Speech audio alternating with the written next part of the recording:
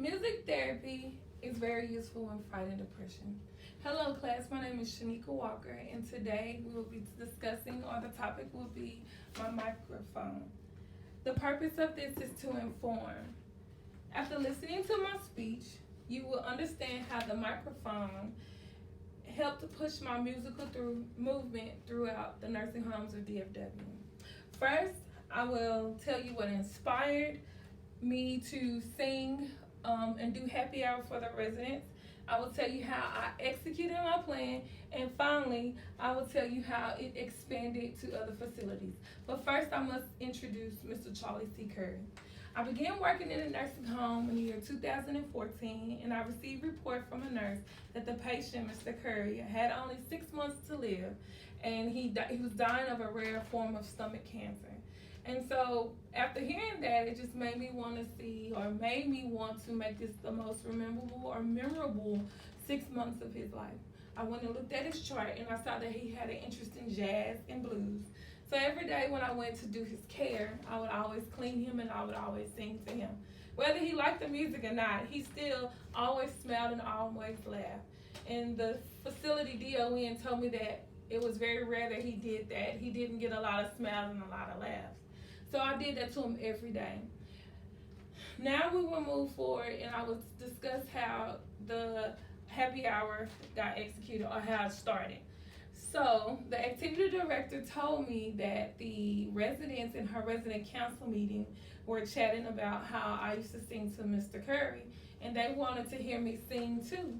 And they were kind of jealous, or didn't feel that it was fair that he got all the good music and they didn't.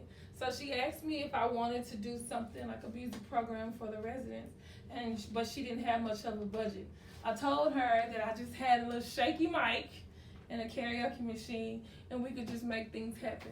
I reached out to my family and my friends, and they said, well, hey, we'll go ahead and we'll assist you with this. So they came into the nursing home with me, and they brought in the snacks and the beverages for the patients, and me and my karaoke machine, we just got up and we started singing. Now I will tell you how this moved to other nursing homes throughout the Metroplex.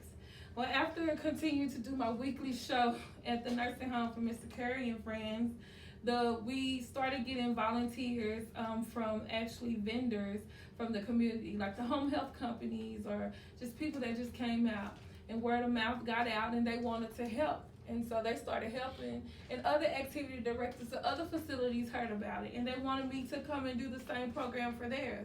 And so that started the Helping Advocates, meaning I got all of the DFW all-stars to come and assist me to provide happy hour for the most indigent nursing facilities in the Metroplex.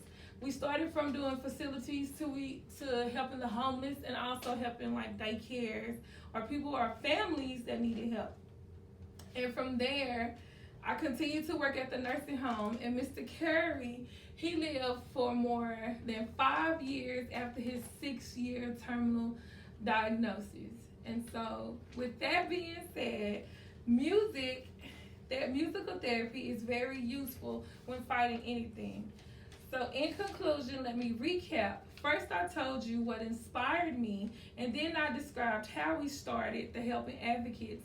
And finally, I told you how we expanded the Helping Advocates in the nursing communities.